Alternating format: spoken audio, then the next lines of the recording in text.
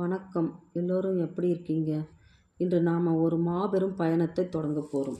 இந்தியாவோட பொக்கிஷமான மகாபாரதத்தை பற்றி தான் நாம் பேச போகிறோம். இது வெறும் கதை இல்லைங்க, நம்ம வாழ்க்கைக்கு தேவையான பாடங்கள் தான். தர்மம், நியாயங்கள் இதில் இருக்குது. இந்த தொடர் மூலமாக மகாபாரதத்தை எளிமையாக புரிஞ்சுக்கலாம் வாங்க. மகாபாரதம் உலகின் மிக நீண்ட காவியங்களில் ஒன்று. இதை எழுதியவர் வேத வியாசகர். இது தர்மத்திற்கும் அதர்மத்திற்கும் இடையிலான போரை பற்றிய கதை. இதில் நீதி, வீரம், துரோகம், அன்பு, பக்தின்னு மனிதர்களோட எல்லா உணர்வுகளும் கலந்திருக்கிறது.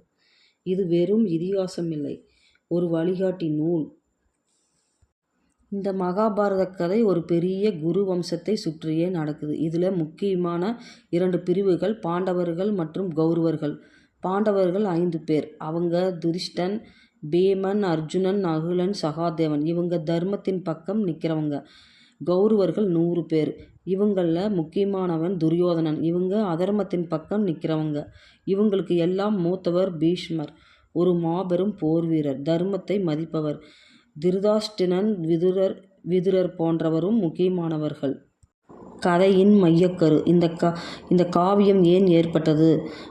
அஸ்தினாபுர சிம்மாசனத்திற்காக ஏற்பட்ட குடும்ப பிரச்சனையும் தர்மத்தை யார் நிலைநாட்டுவது என்ற போராட்டமும் இந்த கதையோட மையக்கரு.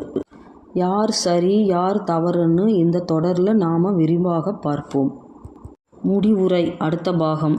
இந்த வீடியோ உங்களுக்கு மகாபாரதத்தை பற்றி சின்ன புரிதலை கொடுத்திருக்குன்னு நம்புகிறேன். இந்த வீடியோ உங்களுக்கு பிடிச்சிருந்தால் லைக் பண்ணுங்கள், ஷேர் பண்ணுங்கள். முக்கியமாக என் சேனலுக்கு சப்ஸ்கிரைப் பண்ணுங்கள். உங்கள் கருத்துக்களை கமெண்டில் சொல்ல மறக்காதீங்க. நன்றி.